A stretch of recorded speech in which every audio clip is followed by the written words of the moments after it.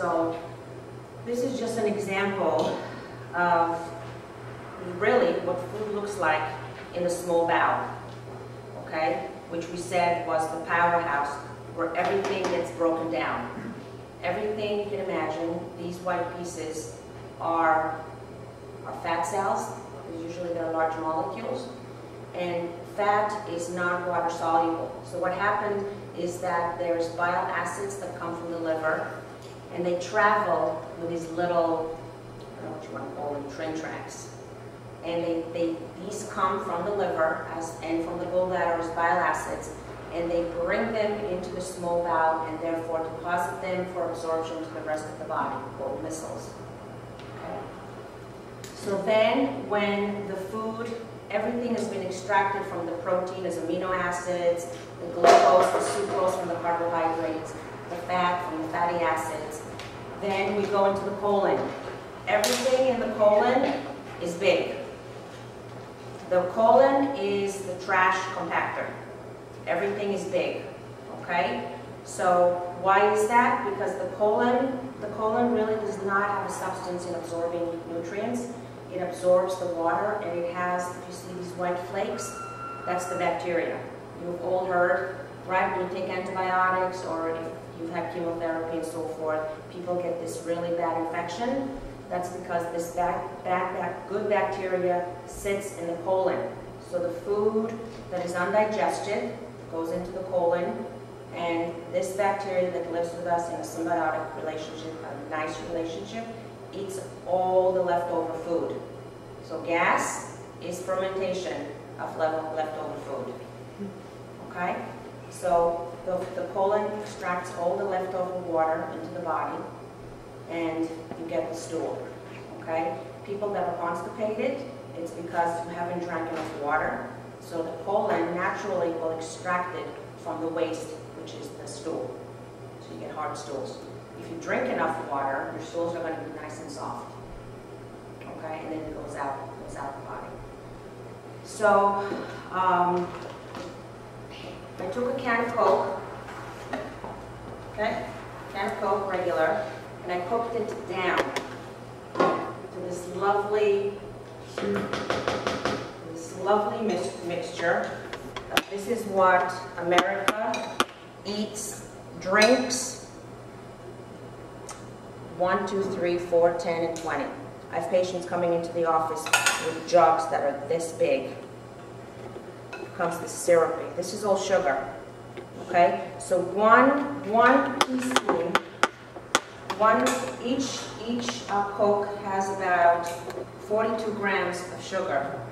Okay? That's about 7 teaspoons. Okay, so this is what I'm going to do now. 7 teaspoons of sugar. So you don't have to buy the Coke. Why waste your money?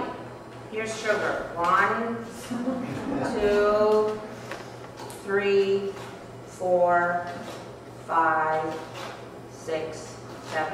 That's 1. Okay? Add water. Right? Add water, and there's your Coke. How many grams of sugar should you have in a day? The grams of sugar, 25. 25. The most, be careful, grams versus carbs. When you're trying to watch what you're eating, you should consume 25 grams of sugar, pure sugar, versus 6 servings of carbohydrates. And each serving of carbohydrates can be between 5 and 20 grams of carbs. Okay, so this is in one sitting. This is what you're doing. So just add water and drink this.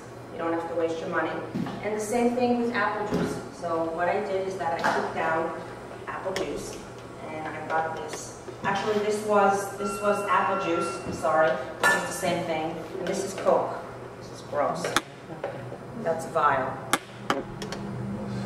This is really gross. Is that diet too? What? Is that diet too? No, this is real. This is to show you the purpose of the sugar. This is the real thing. Not that diet is any better. It's loaded with sodium. Not good for you. So this is the syrupy, gooey stuff. You might as well just eat molasses. So that's the Coke. The other one's the Coke. The other one is the apple juice. An 8 ounce. 8 ounce. Taking that produce to the kids like crazy. Gross. It's just, you're killing. The fast food industry is killing our children, and it's killing us slowly. You might not feel anything now, but it's what happens as a consequence from all of this. Then, lastly, I thought it would be interesting to show you what fat looks like. So I went and I got shortening. This is 3 pounds of shortening. This is pure fat. This is 3 pounds, okay? So I bought about 12 pounds of it, okay? So just imagine, how many pounds did you lose even?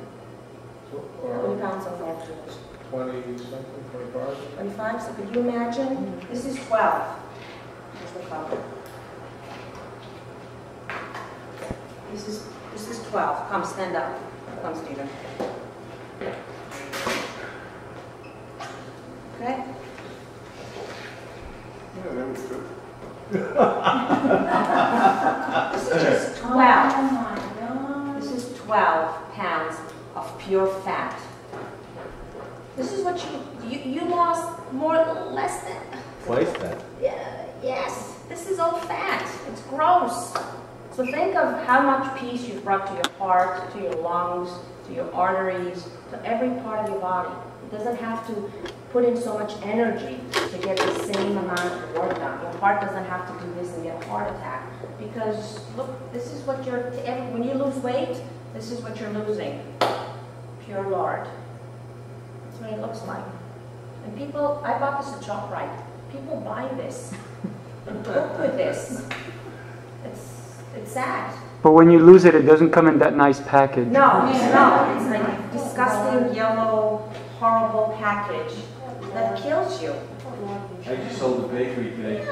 20, 30-pound cubes of sweet Tex, which is that. For what? For bakery. So, They do it every month. so this is digestion in a nutshell. So if you eat better and if you're good to your body in return is good to you. And what do I mean by good to you? You don't have heart attacks, strokes. And people always say to me, you know, I feel good. And, you know, they don't believe when I say things until something happens and it's too late. You don't have to have the chest pain. You don't have to have the clot in the leg until it happens acutely.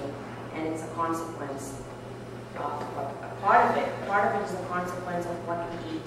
There is a genetic predisposition, but if you don't change your eating habits, you're not going to try to make a change in your life.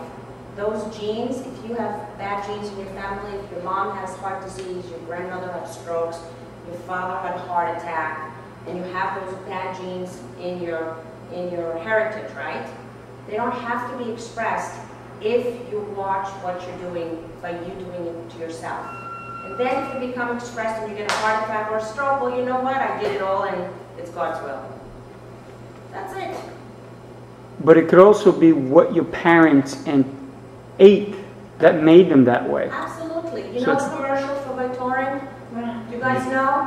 The picture is a half. You see grandmother on one side, right? And on the other half, you see a steak and eggs and bacon. Well, that's it. Not everybody's cholesterol problem is what you eat. I mean, you see a lot of really thin people with horrible cholesterol levels. And then there's the average person where it's what you eat and it's your family genes. So it's not always very cut and dry.